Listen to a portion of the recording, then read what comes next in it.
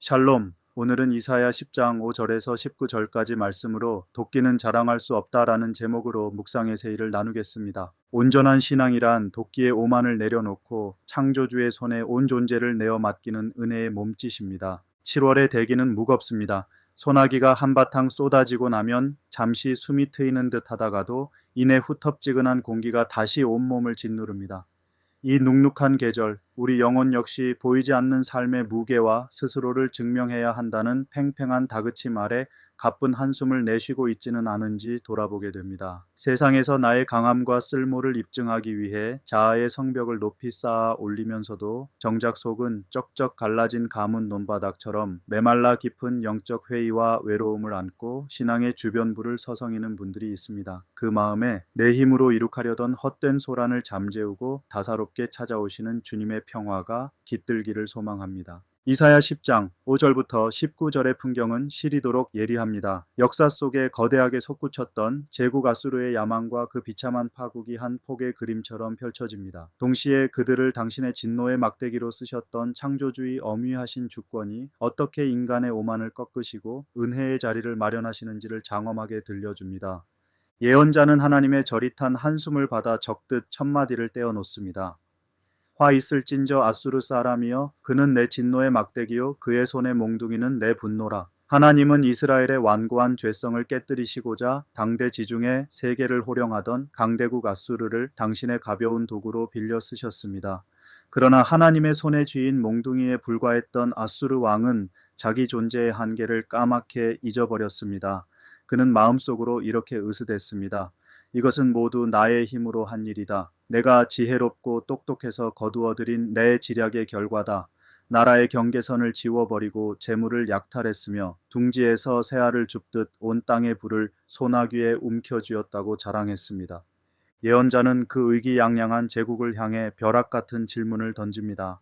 도끼가 어찌 찍는 자에게 스스로 자랑하겠으며 톱이 어찌 켜는 자에게 스스로 큰 체하겠느냐. 도끼는 찍는 자 위에서 스스로 자랑할 수 없습니다. 이 단순한 진리가 우리의 비루한 마음을 깊이 찌릅니다. 우리 역시 손에 쥔 조그마한 힘과 지식, 세상이 부러워하는 재산과 자리를 내세워 이것이 내 힘으로 짜낸 인생의 전리품이다 라고 으스대곤 합니다.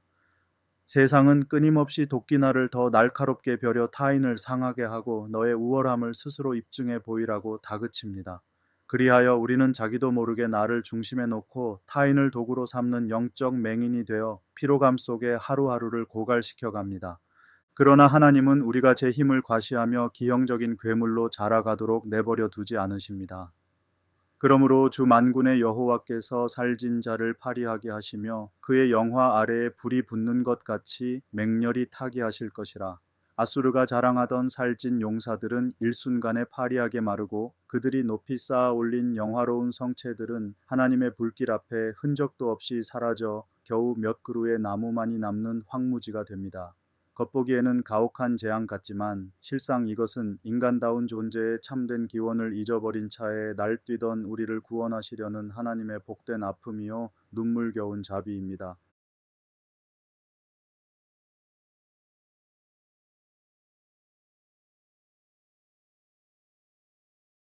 내 힘으로 인생의 진머리를 든든히 세워보려던 팽팽한 긴장의 끈이 뚝 하고 끊어지고 내 무력함의 바닥이 고스란히 폭로될 때에야 비로소 우리는 내가 강자가 아니라 창조주 하나님의 품이 간절히 필요한 연약한 피조물임을 눈물겹게 고백하게 됩니다. 우리가 믿는 하나님은 우리가 한 점의 흠결도 없이 강인하게 버텨내야만 기뻐하시는 차가운 관념이 아닙니다. 아수르의 매질 앞에 찢기고 상처받아 헐벗은 차에 주저앉아 우는 우리의 가련한 신음을 온몸으로 감지하시는 분이십니다. 그 상한 눈물을 닦아주시기 위해 친히 십자가라는 가장 비참한 역사적 변두리로 내려오셔서 온갖 오해와 조롱의 사슬을 당신의 몸으로 받아 안으시며 우리를 구원해 내셨습니다. 이렇듯 세상의 거센 인력을 거스르고 나를 품으시는 하나님의 섭리를 향해 삶의 닻을 내리기 위해 우리에게 요청되는 영적 호흡이 바로 참된 묵상입니다. 묵상을 다시 생각할 때 참된 묵상이란 율법 조문을 기계적으로 읊조리며 내 번영을 간구할 주문을 수집하는 감상적 놀이가 아닙니다. 묵상은 내 이기적인 자아의 중력을 박차고 올라가 말씀의 하늘 위에 흐르는 하나님의 신실하신 은혜의 기류에 내 온 영혼의 날개를 포개어 얻는 거룩한 활강입니다.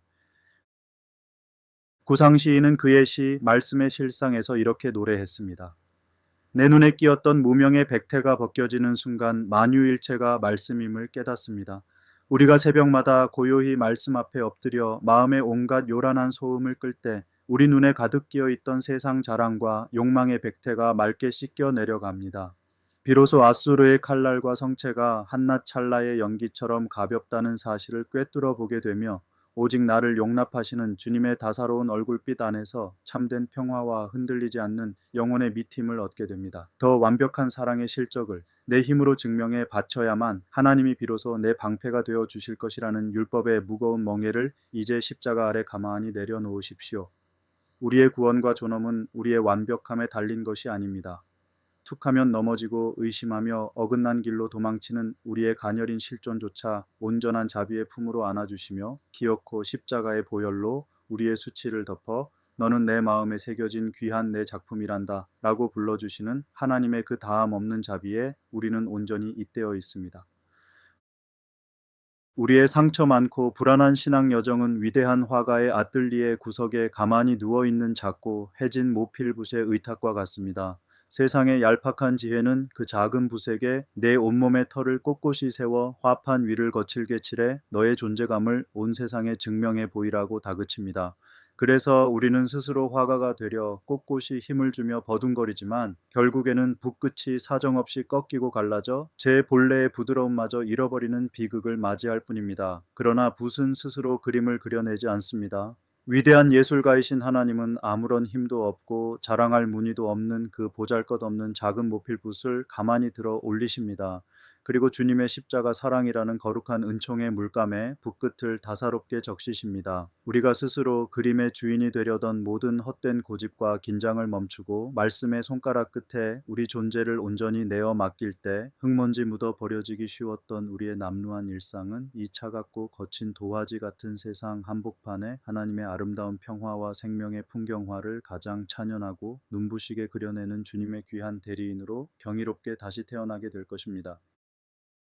나를 지키기 위해 타인을 도구로 삼으라는 세상의 매정한 질서를 미련 없이 거절하고 말씀 앞에 고요히 엎드려 나를 조건 없이 안아주신 그 은혜에 의지해 내 곁에 지치고 소외된 이들의 다정한 고향이 되어주는 눈부신 평화의 순례자가 되시기를 간절히 축원합니다. 모든 성도가 매일 성경으로 매일 묵상하는 광양사랑의 교회 평화이길벗 라종열 목사였습니다. 묵상의 여정에 있는 여러분의 오늘 하루도 주님의 평화가 함께 하시길 기원합니다. 감사합니다.